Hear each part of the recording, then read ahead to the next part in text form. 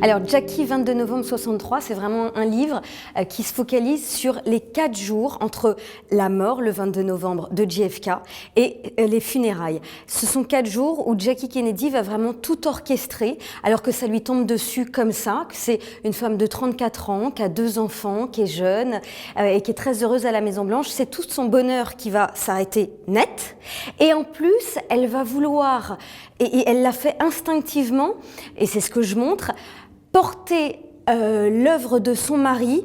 dans l'histoire. C'est-à-dire qu'elle va vraiment essayer de montrer que certes,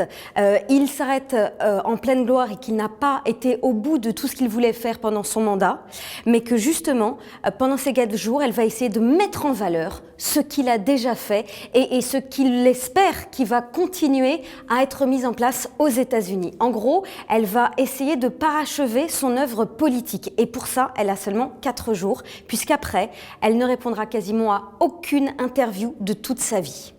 C'est vraiment la découverte d'une femme de l'ombre. On avait l'impression qu'elle avait en effet été une très bonne First Lady. D'ailleurs, elle fait partie des First Lady préférées des Américains encore aujourd'hui, parce qu'elle avait toujours été là, parce que, n'oublions pas, pendant la crise des missiles en 1961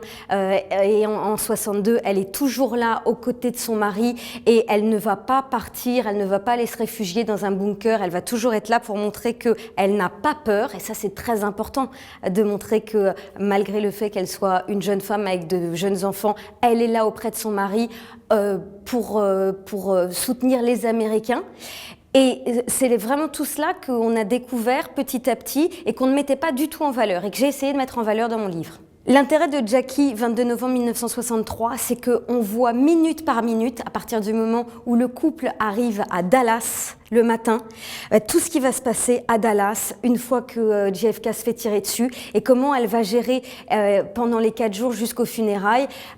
ce qu'elle va devoir mettre en place pour la suite. Et on va voir du coup sur la suite de sa vie comment ces 4 jours ont vraiment eu un impact énorme sur tout le reste de son existence. Au fond, c'était que 4 jours, et 4 jours vraiment cruciaux qu'on vit minute par minute avec elle, en étant dans sa tête grâce à ses interviews. Et c'est ça ce qui est très intéressant, c'est qu'on est dans sa vie, de l'autre côté du miroir, et qu'on vit vraiment avec elle, étape par étape, ce drame, et comment il faut gérer ce drame au plus vite.